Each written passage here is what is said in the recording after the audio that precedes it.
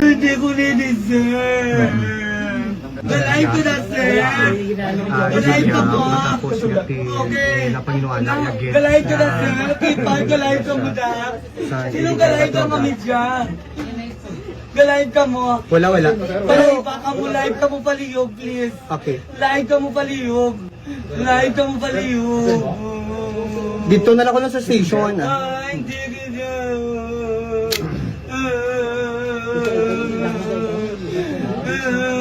Yung ba sa lalaki ito ang kulinta sa gimbaka sa followers Pagkakipay, bumalik siya ng pagbalandrasa niya mga sa isang illegal na droga ang nakuha din sa may barangay 10, Bacolod Des. Hindi ko Hindi ko na-deserve. Wala mo pa ko sa mga utang. Ang tanan ko magamit utang. Hindi ko ni-deserve. Hindi na siya kakipay. Wala pa ka ba, Bibing? Ang pamilya, ta Bibing?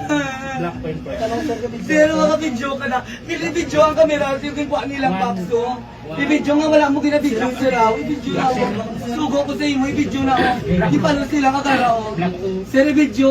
Mga wala mo ginatoon sila. Ibidyo sila na ako. Gingo wasak nila, makahalap pag sila. Pagsulod nila, na ang katulog lang kami di sir.